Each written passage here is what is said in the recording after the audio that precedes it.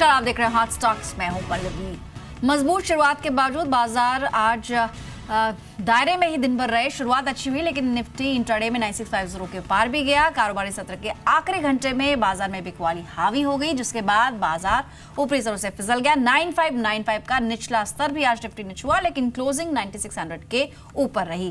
Closing पर Sensex 8 अंक की बढ़त के साथ 31,103 पर बंद हुआ। वहीं निफ्टी में 9 अंकों की गिरावट दर्ज हुई। अगर सेक्टरल बेसिस पे देखें तो आईटी, मेटल, ऑटो और टेलीकॉम शेयरों में सबसे ज्यादा पिटाई रही। वहीं आज हाउसिंग फाइनेंस कंपनियों में, शुगर, रियल्टी और शिपिंग कंपनियों में खरीदारी देखने को मिली।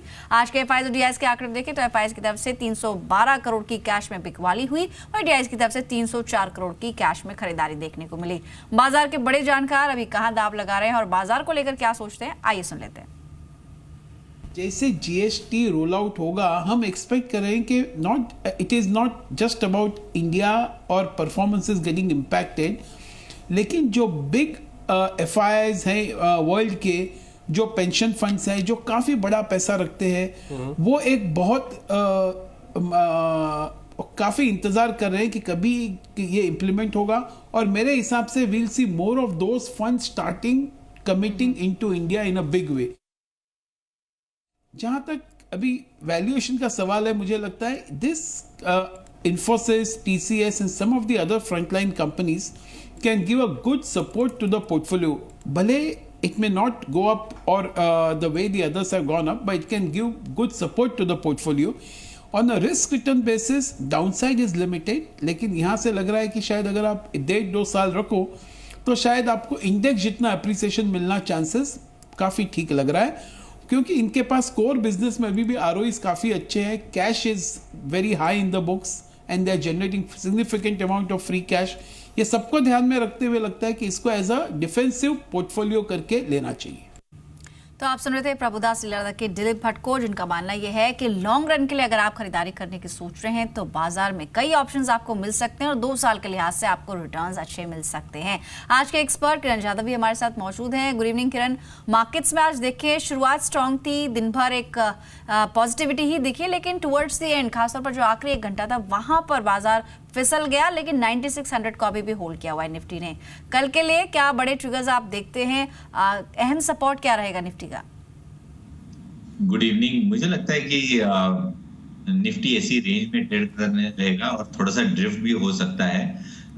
2 बार हमने 9600 टेस्ट किया है, ये बहुत अच्छी बात नहीं है बुल्स के लिए, थोड़ा सा और ड्रिफ्ट हो सकता है।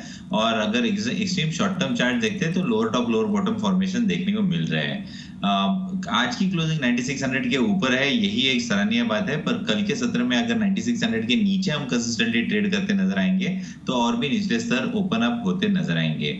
वर्स्ट केस सिनेरियो 9530 के लेवल्स आपको दिख सकते हैं, उसके नीचे के लेवल्स अभी के लिए तो एक क्रूशियल सपोर्ट बन के खड़ा रहेगा, जो टूटेगा नहीं, ऐसा अभी तो लग रहा है।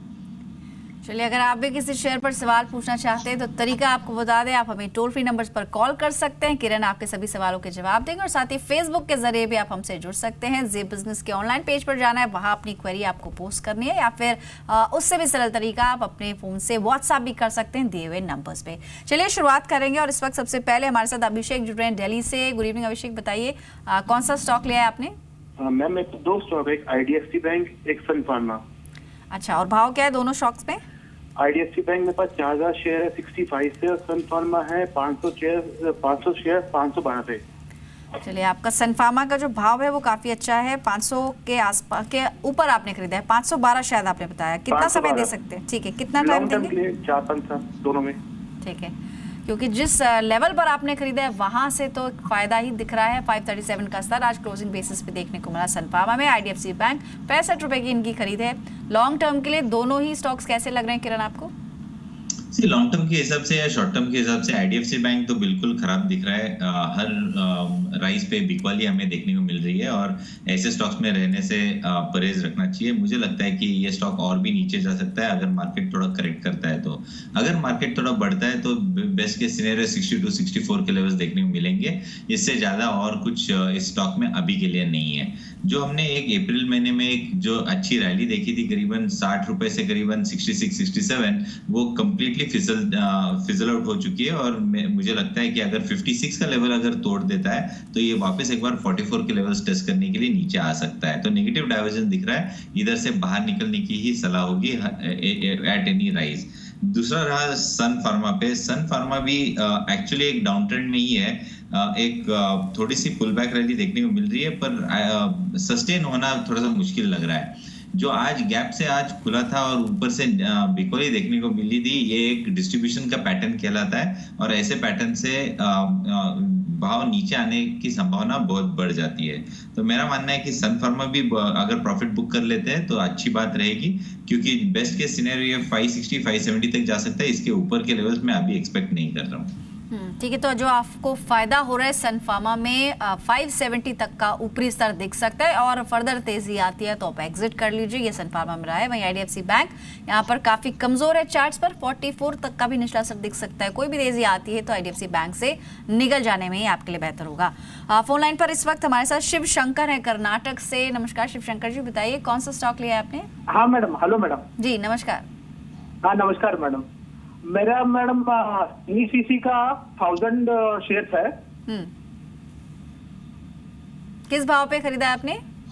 54 पे खरीदा है मैडम, 1000 शेयर्स है। ठीक है, 54। कितना समय दे सकते हैं इसे? समय तो देखो मैडम, मैं होल्ड करने के लिए तैयार है, लेकिन डे बाय डे पूरा ग्रेजुअली डिक्रीज हो रहा है मैडम। ठीक है ठीक है। किरण, नॉर्थ ईस्टर्न कैरिंग कॉर्पोरेशन यानी ट्रांसपोर्ट स्पेस में से एनईसीसी चुना इन्होंने, थोड़ी ऊपर जाके इन्होंने खरीद लिया। 54 के लेवल्स पे नुकसान हो रहा है। इनका भाव कब तक आ सकता है? टाइम बहुत ज़्यादा शायद ना देना चाह रहे हैं, लेकिन इस स्टॉक में ऑलरेडी काफ़ी पिटाई दिख चुकी है। क्या रहेगी सलाह आपकी तरफ से? इन इन्वेस्टर का जो ऑब्जर्वेशन था थोड़ा थोड़ा नीचे ही आ रहा है, ये सही ऑब्जर्वेशन है। Consistently lower top lower bottom कर रहा है। ऐसे स्टॉक से बाहर निकलना ही समझदारी रहेगी। मुझे नहीं लगता इधर से बहुत कुछ अच्छी मूव देखने को मिलेगी। 55 एक अहम लेवल है, उसके ऊपर अगर आता है तो मेरा व्यू शायद चेंज हो जाएगा, पर उस टाइम के वॉल्यूम्स देखने पड़ेंगे, बाकी के पैरामीटर्स देखने पड़ेंगे। पर अभी के लिए मुझे लगता है वापस एक बार 45 और 40 रुपीज के लेवल्स वापस देखने को मिल सकते हैं। तो प्रोबेबिलिटी नीचे जाने की ज्यादा है, तो एग्जिट करने की ही सलाह होगी। ठीक है, तो यहाँ पर और फर्दर नुकसान ना हो इसलिए कोई भी तेजी आती है तो आप एनईसीसी से एग्जिट कर लें। ये किरण की तरफ से सजेशन है। अगले दर्शक हैं हमारे साथ फोन लाइन पर पंकज चंडीगढ़ से। नमस्कार पंकज, बताइए कौन सा स्टॉक ले रखा है आपने? नमस्कार मैडम, मेरे पास पीएनसी इंफ्राटेक है और प्रभात डेयरी है, 100 शेयर्स। प्रभात डेयरी, ओके। पीएनसी इंफ्रा शायद 145 की आपकी खरीद है। प्रभात डेयरी में किस भाव पे खरीदा है आपने? ये 123 या 124 कह रहा हूँ। ठीक है, और कितना समय दे सकते हैं? मिनिमम 1 ईयर दे सकता हूँ। वेदर रुकना चाहिए या निकल जाना चाहिए, बिकॉज कुछ मूवमेंट हो नहीं रही है। ठीक है ठीक है। किरण, पीएनसी इंफ्रा पर देख लेते हैं। पहले 145 की इनकी खरीद है और इनकी खरीद से आज 2-2.5 रुपए ऊपर ये बंद हुआ है।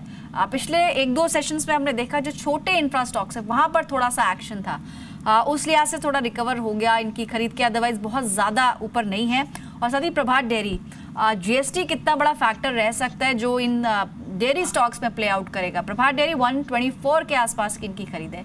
क्या सजेस्ट करेंगे अगले 1 साल तक अगर रखते हैं कहां तक जा सकता है शेयर? देखिए, पीएनसी में इमीडिएट कोई मूव नहीं आने वाली है, ऐसे ही चार्ट के संकेत है, क्योंकि हमने पिछले 3 महीने में ये करीबन 100 रुपए से 165 तक एक रैली देखी। अभी टाइम करेक्शन हो रहा है। जितना टाइम करेक्शन करेगा उतना ये स्टॉक ज्यादा स्ट्रेंथ दिखाएगा। तो मेरा मानना है कि अभी के लिए होल्ड ही करना चाहिए। अगर हम लंबे पैमाने के चार्ट देखते हैं तो 140 एक अहम सपोर्ट है। तो 140 के नीचे आपका स्टॉप लॉस चाहिए, 135 लगाइए, 137 लगाइए और होल्ड कीजिएगा। थोड़ा सा 6 महीने का अवधि देना चाहिए इस स्टॉक को, और नेक्स्ट रेजिस्टेंस 160-162 का रहेगा। मेरा मानना है कि आते दिनों में ये 160-162 लेवल्स टेस्ट करेगा, टेस्ट ही नहीं करेगा, इसको पार भी करेगा। तो बिल्कुल अच्छा स्टॉक पकड़ा है आपने, बिल्कुल होल्ड कीजिएगा अगले 6 से 1 साल तक, तो आपको बहुत अच्छा मुनाफा रहेगा। पर इसमें एक ही बात है, 140 के नीचे आपका स्टॉप लॉस होना चाहिए। दूसरा स्टॉक रहा था प्रभात डेयरी। प्रभात डेयरी में मुझे लगता है कि ये भी एक कंसल्टिंग स्टॉक है। इसमें एक स्टॉप लॉस मैं सजेस्ट करूंगा, इसका स्टॉप लॉस रहेगा करीबन 110 का, 121 पे ट्रेड कर रहा है। मुझे लगता है कि इधर से अपसाइड में 140-145 के लेवल्स जल्दी देखने को मिलेंगे।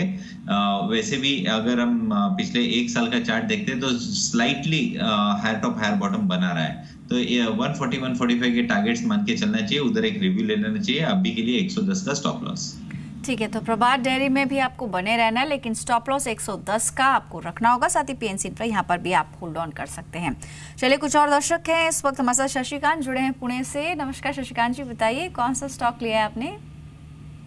यूनियन डेयरी का, यूनियन बैंक का लिया था, 180 से लिया था, लेकिन अभी लगातार उसका कम दिखाई 30 रुपए नीचे चला गया, तो कितना टाइम दे सकते हैं इसको? Time 6 months 9 months, anything I can give. ठीक है, ठीक है। इनफैक्ट हमने मंडे को जो तेजी, इनफैक्ट पिछले हफ्ते हमने जो तेजी देखी थी मिड कैप बैंक्स में, वो मंडे को कहीं ना कहीं सप्लाइज विजिल आउट हुई और आज भी एक क्लोजिंग कमजोरी के साथ ही हुई है। 150 रुपए पर ये स्टॉक क्लोज हुआ है। इनकी खरीद 180 की है। किरण, क्या सजेस्ट करेंगे आप इसमें? क्या 6 months या 1 year तक इसमें होल्ड ऑन करना चाहिए?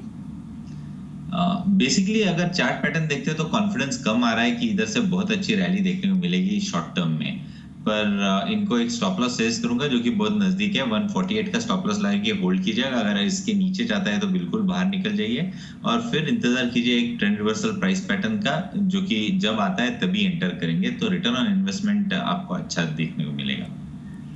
ठीक है, फेसबुक के जरिए भी कई क्वेश्चंस हमें मिल रहे हैं और आप क्विकली उन पर भी नजर डाल लेते हैं। फेसबुक पर हेम ने पूछा है सवाल दिवान हाउसिंग को लेकर। 100 शेयर्स हैं 416 के लेवल्स पे लिए हुए हैं। साथ ही प्रथमेश ने एंड्योरेंस टेक्नोलॉजीज के बारे में जानना चाहा है। इनके पास 30 क्वांटिटी है, 472 के लेवल्स पे लिया हुआ है। Endurance Tech one of the recent listings पिछले साल की, और यहाँ पर स्ट्रॉन्ग मुनाफा भी कमा रहे हैं। साथ ही दिवान हाउसिंग यहाँ पर भी बेनिफिट में है, फायदे में है। 2.5% ऊपर ये स्टॉक बंद हुआ है। हाउसिंग फाइनेंस में फिलहाल जो मोमेंटम बना है, खासतौर पर मंडे और ट्यूसडे के सेशंस में, कब तक जारी रह सकती है तेजी? आप क्या सजेस्ट करेंगे किरण आप? देखिए पल्लवी जी, ये स्टॉक 230 लेवल से 450-60 तक गया था, एक छोटा सा करेक्शन किया और वापस एक बार मोमेंटम देखने को मिल रहा है, तो ये बहुत अच्छे शानदार चार्ट पैटर्न का संकेत दे रहा है। मुझे लगता है कि ये ऑल टाइम हाई भी जल्दी क्रॉस कर देगा, तो होल्ड करने की सलाह होगी। ट्रेलिंग स्टॉप लॉस का इस्तेमाल करना चाहिए। 415 का स्टॉप लॉस लेवल रहेगा और बिल्कुल होल्ड करना चाहिए। जो रीसेंट टॉप्स थे करीबन 450-55 के, वो भी क्रॉस करता नजर आएगा जल्दी, तो मेरा मानना है कि इधर बिल्कुल होल्ड करना चाहिए और जो मैंने स्टॉप लॉस बताया उनको फॉलो करना चाहिए।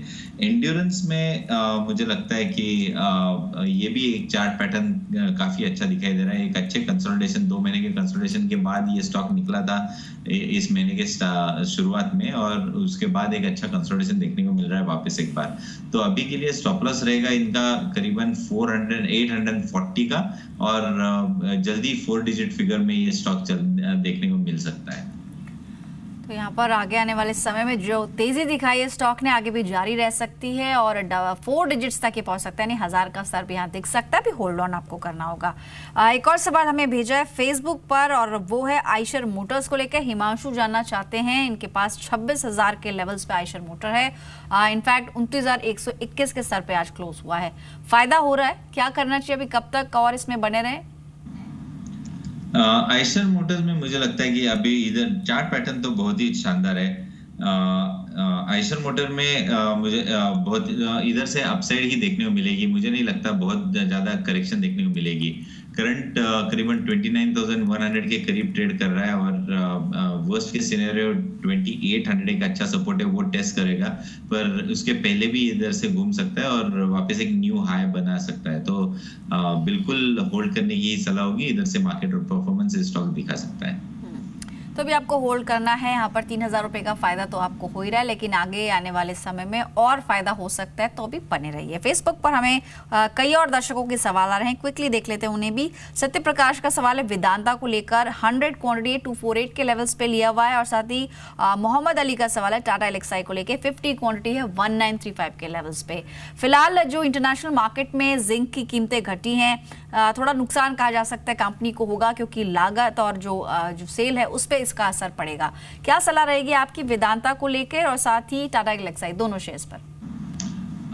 वेदांता में मुझे लगता है कि एक बहुत अहम रेजिस्टेंस है 247 250 लेवल्स। ये क्रॉस करना बहुत इंपॉर्टेंट रहेगा इस स्टॉक को वापस एक बार बुल ग्रिप में आने के लिए। जब तक ये नहीं होता तब तक ये स्टॉक 225 245 इस रेंज में ही कंसोलिडेट करता नजर आएगा। तो अभी के लिए होल्ड है, 225 के नीचे आपका स्टॉप लॉस रहना चाहिए और 250 के ऊपर एग्रेसिव बाय करने की सलाह होगी, क्योंकि अगर 250 निकल जाता है तो 275 के जल्द ही टारगेट देखने को मिलेंगे। जहां पे टाटा एलेक्सी की बात है, टाटा एलेक्सी मुझे लगता है कि काफी शानदार प्रदर्शन कर सकता है। इसमें एक बहुत इंपॉर्टेंट लेवल है 1600। हमने वर्टिकल रैली देखी है पिछले 15 दिनों में 1300 से लेके 1580 तक, और अभी करीबन 1535-36 के करीब ट्रेड कर रहा है। इधर थोड़ा सा टाइम कंसोलिडेशन होगा। मेरा मानना है कि 1500 and 1560-70 यही रेंज रहेगी अगले 2-3 हफ्ते। इस रेंज से बाहर निकलने के बाद ये करीबन 2000 तक की रैली ये स्टॉक दिखा सकता है, ये क्षमता रखता है। तो 1600 के ऊपर एग्रेसिवली बाय करने की सलाह है। और मैं ये बोलना चाहता हूँ कि इट इज वेरी इंपॉर्टेंट कि ब्रेकआउट के बाद फ्रेश इन्वेस्टमेंट भी कर सकते हैं। तो 1600 ब्रेकआउट लेवल है, उस पर ध्यान रखना चाहिए। जिनके पास है उनके लिए 1500 का स्टॉप लॉस सजेस्ट करूंगा। ठीक है, तो 1500 के लेवल्स पे स्टॉप लॉस लगाए, लेकिन इसमें आपको होल्ड ऑन करना है। चलिए, इस वक्त फोन लाइन पर भी कुछ दर्शक हैं। अमित जुड़ रहे हैं नोएडा से। गुड इवनिंग अमित, बताइए कौन सा शेयर लिया हुआ है आपने? ये मैंने एचसीएल इन्फोसिस्टम लिया है 48.8 पर। अच्छा, 20 शेयर्स। ठीक है, कब लिया था आपने? ये मैंने लिया था अराउंड 15 डेज बैक। तो जस्ट वांट टू नो कि should I stay with this what should I do, because going to 46 and going low. हाँ, आपकी खरीद से 2-2.5 रुपए नीचे चला गया है, तो आप कितना समय दे सकते हैं? 1 महीना, 2 महीना, 6 महीना रख सकते हैं इसे? हाँ, time I can stay for 6 month. ठीक है। किरण, एक तो इनका भाव कब तक आ जाएगा वापस, क्योंकि दिग्गज तो परफॉर्म नहीं कर रहे हैं, लेकिन जो छोटे आईटी काउंटर्स है वहां पर स्टिल थोड़ा सा आउटलुक पॉजिटिव है। आप क्या मानते हैं? अभी एचसीएल इन्फो में 46.10 का स्तर आज दिखा है क्लोजिंग पर। इनकी खरीद 49 के आसपास की है। क्या करना चाहिए, कब तक बने रहना चाहिए? 3-3.5 रुपए का नुकसान हो रहा है, बुक करके निकल जाना चाहिए। ये शायद ये वापस एक बार 50 तक जा सकता है, पर ये कब जाएगा ये बोलना बहुत मुश्किल है, क्योंकि अभी के फिलहाल के लिए तो ट्रेंड बहुत नेगेटिव देखने को मिल रहा है। वॉल्यूम भी ड्राई आउट होते नजर आ रहे हैं। तो मेरा मानना है कि इधर से अपसाइड तो बिल्कुल देखने को नहीं मिल सकती। प्रोबेबिलिटी है कि ये और फिसल सकता है, और मेरा मानना है कि ये वापस एक बार 40 लेवल्स टेस्ट करने की क्षमता ज्यादा रखता है। तो ऐसे में डाउन ट्रेंड में वाले स्टॉक्स में से जितना जल्दी बाहर निकल सकते हो उतना जल्दी निकलने की सलाह होगी। शायद कल ही निकल जाना चाहिए। इनफैक्ट आईटी स्पेस में अभी कोई स्टॉक आपको अच्छा लग रहा है जहां पर आपको लगता है कि अभी भले ही दबाव है लेकिन रिकवरी दिख सकती है और कुछ पैसा बन सकता है? केपीआईटी एक स्टॉक है जहां पे थोड़ा सा अपमूव देखने को मिल रहा था, और उसी के साथ परसिस्टेंट सिस्टम्स था कि जहां पे एक अच्छी इंट्रैक्शन देखने को मिली थी।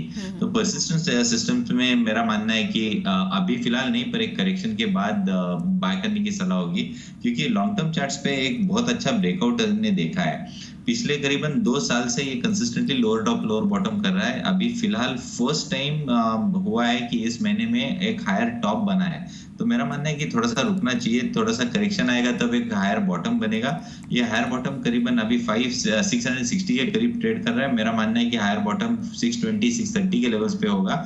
ये एक अच्छा मौका रहेगा जहां पे एक एक्यूमुलेशन कर सकते हैं। तो एचसीएल इन्फो से निकल के परसिस्टेंट बाय करते हैं तो मेरा मानना है कि अगले 1 साल तक वापस एक बार 780 के लेवल्स देखने को मिल सकते हैं। तो इधर से परसेंटेज राइज काफी अच्छी देखने को मिलेगी। तो बेहतर विकल्प आपको दिया गया है परसिस्टेंट सिस्टम्स, जहां पर 780 तक के स्तर भी दिख सकते हैं। आज के सेशन में 661 का लेवल देखने को मिला है। और ऐसे कुछ स्टॉक्स हम चुनते हैं आपके लिए जहां पर या तो टेक्निकली स्टॉक बहुत स्ट्रांग है या फिर कोई फंडामेंटल ट्रिगर है। सबसे पहला स्टॉक आज लिस्ट में है शिपिंग कॉर्पोरेशन ऑफ इंडिया का। बीते हफ्ते में बाल्टिक ड्राई इंडेक्स में रिकवरी देखने को मिली है। इंडेक्स निचले स्तरों से करीब 6.5% तक रिकवर हुआ है। आज भी शिपिंग शेयरों में बढ़िया तेजी थी। एसीआई आप चूज कर सकते हैं 83 के लेवल्स के लिए। यहाँ पर स्टॉप लॉस रखना होगा 77 का। आज एसीआई का शेयर लगभग 9% की तेजी के साथ क्लोज हुआ है। पावर ग्रिड हो सकता है एक और स्टॉक आपकी लिस्ट में। आज बाजार में गिरावट थी लेकिन यहाँ पर फिर भी खरीदारी देखने को मिली। आखिरी 1 घंटे में बड़े सौदे हुए जिसके बाद बाइंग मोमेंटम बना। 218 के लेवल्स के लिए बाय करें, 208 का स्टॉप लॉस आपको रखना है। डीसीबी बैंक छोटे बैंकों में आज खरीदारी देखने को मिली है। शेयर में एवरेज के मुकाबले 3 गुना ज्यादा वॉल्यूम था। बाय करके चलें, 210 के लक्ष्य के लिए 205 का स्टॉप लॉस आपको रखना है। अगला शेयर लिस्ट में है वेदांता का, जिस पर अभी हम बातचीत भी कर रहे थे। सेल कॉल है। विदेशी बाजार में जिस तरह से जिंक और कॉपर के दाम गिरे हैं, कंपनी को नुकसान होगा। सेल करने के लिए एक ट्रिगर हो सकता है। 232 का टारगेट यहाँ पर रखना होगा। 240 के स्टॉप लॉस के साथ आप इसमें बिकवाली कर सकते हैं। अगला शेयर एक और सेल कॉल होगी अपोलो टायर्स पर। अंतिम घंटे में शेयर में आज बिकवाली देखने को मिली है। दिन के ऊपरी स्तरों से करीब 4% तक ये शेयर फिसल कर बंद हुआ। यहाँ पर सेल करके चलें, 248 के लेवल्स के लिए 259 का स्टॉप लॉस आपको रखना होगा। इनफैक्ट 5 शेयर्स अब तक हमने बताया। किरण, कोई स्टॉक आप पिक करेंगे, रेकमेंड करेंगे इन पर? एससीआई एक स्टॉक रहेगा जहां पे बाय करने की सलाह होगी। मुझे लगता है इधर अच्छी खासी तेजी देखने को मिल सकती है। एससीआई में मेरा स्टॉप लॉस करीबन 75 का होगा और टारगेट्स 84 के होंगे, जो कि अगले 3-4 ट्रेडिंग सेशंस के अंदर देखने को मिल जाने चाहिए। वेदांता, जैसे मैंने भी कहा था कि इधर से बिकवाली हावी होती नजर आ सकती है। 225 के लेवल्स अगले हफ्ते तक देखने को मिल सकते हैं, तो मेरा मानना है कि इधर भी बिकवाली करनी चाहिए। और अपोलो टायर्स, जिसमें काफी अच्छी बिकवाली हमने सेकेंड हाफ में देखने को मिली थी, वो काफी इंपॉर्टेंट रहेगी क्योंकि बहुत अच्छे वॉल्यूम्स के साथ ये स्टॉक नीचे आया है। काफी अच्छे बाय पोजीशंस इस स्टॉक में थी और वो कटती हुई नजर आ रही है, तो ये भी इधर भी एक अच्छा कट देखने को मिल सकता है। मेरा मानना है कि ये करीबन 245 के लेवल्स टेस्ट कर सकता है कल के सत्र में। ऑलराइट, बाकी के 5 शेयर भी जान लेते हैं कौन से हैं। शांति गेयर्स, इसको आप अपनी रडार पर रख सकते हैं इंटरडे के लिहाज से। 2017 के सबसे ऊपरी स्तरों पर शेयर ने आज क्लोजिंग दी है। पिछले अगर 2 सेशंस देखें तो लगातार अच्छे वॉल्यूम के साथ यहाँ पर बाइंग देखने को मिल रही है। 143 के लक्ष्य के लिए बाय कर सकते हैं। 137 का स्टॉप लॉस आपको शांति गेयर्स में रखना होगा। साथ ही कोल्टे पाटिल, आज रियल्टी शेयरों में खरीदारी देखने को मिल रही थी। स्टॉक अपने सभी एवरेजेस के ऊपर क्लोज हुआ है। 188 के लक्ष्य के लिए बाय कर सकते हैं। 180.50 का स्टॉप लॉस लगाएं। इसके साथ ही पटेल इंजीनियरिंग 50 दिनों के एवरेज के ऊपर स्टॉक ने आज क्लोजिंग दी है। इंजीनियरिंग और इंफ्रा स्पेस की कंपनियों में आज खरीदारी देखने को मिली। 94 के लक्ष्य के लिए बाय करें। 87.50 का स्टॉप लॉस लगाएं। अगला शेयर होगा जेनटेक का। निचले स्तरों से शेयर में पुल बैक देखने को मिला है और 4 महीने की गिरावट के बाद यह शेयर आज बढ़कर बंद हुआ है। बाय करके चले, यहाँ पर लक्ष्य का 57.50 का, 54.80 का स्टॉप लॉस लगाना होगा। लगभग 5% की बढ़त के साथ आज भी स्टॉक ने क्लोजिंग दी है। आखिरी शेयर टॉप 10 में होगा स्टरलाइट टेक का। इनफैक्ट कल तेजस नेटवर्क का आईपीओ खुलने जा रहा है और दोनों ही कंपनी एक ही कारोबार में है। ऑप्टिकल और डेटा नेटवर्क कारोबार में काम करती है तेजस नेटवर्क, जिसका आईपीओ कल से खुलेगा। स्टरलाइट टेक पर नजर बना के चले, कल 160 के लक्ष्य के लिए 153 का स्टॉप लॉस लगाएं। किरण, इन बाकी के शेयर्स में से कोई स्टॉक आपको पसंद है? शांति गियर्स चार्ट पैटर्न काफी अच्छा देखने को मिल रहा है और अच्छे खासे 2 महीने के कंसोलिडेशन के बाद ये निकल रहा है। और वैसे भी मल्टीपल टॉप्स, पिछला स्विंग टॉप भी 2016 साल का भी यही 140 के करीब ही था। तो मेरा मानना है कि जो ट्रैक्शन हमने देखने को मिल रहा है, जो डिमांड देखने को मिल रहा है, बहुत सराहनीय है। और इधर मेरा स्टॉप लॉस 132 का रहेगा और टारगेट्स करीबन 165-170 के देखने को मिलेंगे। पर इसको एक पोजिशनल व्यू देखना चाहिए, करीबन 1 महीने का व्यू होना चाहिए। दूसरा रहेगा स्टरलाइट टेक। स्टरलाइट टेक में भी मुझे लगता है कि अच्छी खासी मूव देखने को मिल जानी चाहिए। अगर ये स्टॉक एक पर्टिकुलर लेवल के ऊपर जाए तभी खरीदने की सलाह होगी। इसका ब्रेकआउट लेवल करीबन 159 का है। 159 के ऊपर ही बाय करने की सलाह होगी। 168-170 के टारगेट्स होंगे और अगर 159 के ऊपर चलता है तो 156 का स्टॉप लॉस लगाना चाहिए। ऑलराइट, तो आपको 10 इंट्राडे के लिए कॉल्स बताई गई और एक्सपर्ट ने भी अपनी रिकमेंडेशन उस पर दी है। फोन लाइन पर हमारे साथ अब गौतम जुड़ रहे हैं वेस्ट बंगाल से। गुड इवनिंग गौतम, बताइए कौन सा स्टॉक लिया आपने? मैं गौतम मजूमदार बोल रहा हूँ वेस्ट बंगाल से। मैं बैंक ऑफ बड़ौदा लिया था 100 स्टॉक 170 में। 170 में ये आसपास ही है, तो आपने कब खरीदा था? काल ही लिया था। अच्छा, तो मैं 200 लक्ष्य के लिए कितने देर रुक सकता हूँ? ठीक है, तो शायद इंट्राडे के लिए पिक किया है इन्होंने और हाल फिलहाल की तेजी में ही इसको लिया है। 170 के स्तर पर बाइंग है। किरण, क्या सजेस्ट करेंगे फिलहाल मिड कैप बैंक्स में जिस तरह का मोमेंटम है, क्या करना चाहिए अभी? बैंकिंग स्टॉक्स में थोड़ा प्रेशर देखने को मिल रहा है और अच्छे करीबन 10 दिनों के कंसोलिडेशन के बाद निचले स्तरों से ब्रेकआउट मिलता नजर आ रहा है, यानी और नीचे जाने की क्षमता रखता है स्टॉक। तो बाय किया है तो एग्जिट कर लेना चाहिए। मेरा मानना है कि 160 158 लेवल्स एक अच्छे लेवल्स रहेंगे मीडियम टर्म के निवेशक से के हिसाब से। तो अभी के लिए बाहर निकल जा सकते हैं जब तक क्लैरिटी नहीं आती डायरेक्शन पे। ठीक है, तो कोई भी तेजी आती है तो यहाँ से एग्जिट कर लें, लेकिन एग्जिट करके आपको पैसा कहाँ लगाना है किरण, वो हम जानेंगे आपसे। बताइए आपकी कोई पिक, कोई पसंदीदा सेक्टर या स्पेस जहाँ पे आपको लगता है पोजिशनल कॉल्स बनाई जा सकती हैं, बाय या फिर सेल किया जा सकता है? देखिए बहुत सारे स्टॉक्स रहेंगे जहाँ पे आपका ध्यान रखना चाहिए। थोड़ा सा मार्केट रेंज बाउंड है, तो जैसे मैंने आपके स्टॉक्स में देखने के बाद रिकमेंडेशन दी थी, अपोलो टायर और वेदांता दोनों शॉर्ट करने की सलाह होगी कल के सत्र के लिए। अच्छे खासे डाउन मूव देखने को मिल सकते हैं। ठीक है, तो 2 सेल कॉल आज एक्सपर्ट की तरफ से। वेदांता में आप बिकवाली करके चल सकते हैं, वहीं स्टरलाइट टेक ये भी एक सेल कॉल रह सकती है, यहाँ पर निकल जाने की सलाह रहेगी या फिर सेल कर सकते हैं। शुक्रिया किरण, आपका समय निकाला आपने। कोई डिस्क्लोजर देना चाहेंगे? बहुत सारे स्टॉक्स डिस्कस किए, तो एक जनरल डिस्क्लोजर की जो स्टॉक्स मैंने रिकमेंड किए वो मैंने हमारे क्लाइंट्स को भी ये वही रिकमेंडेशन गई होगी, पर मेरे पर्सनल पोर्टफोलियो में कोई स्टॉक्स नहीं है। Thank you so much for thanks a lot Kiran. तो फिलहाल हॉट स्टॉक्स में इतना ही, फिर लौटेंगे कल, दिन भर का हाल आपको बताएंगे और साथ ही होंगे टॉप 10 स्टॉक्स। नमस्कार।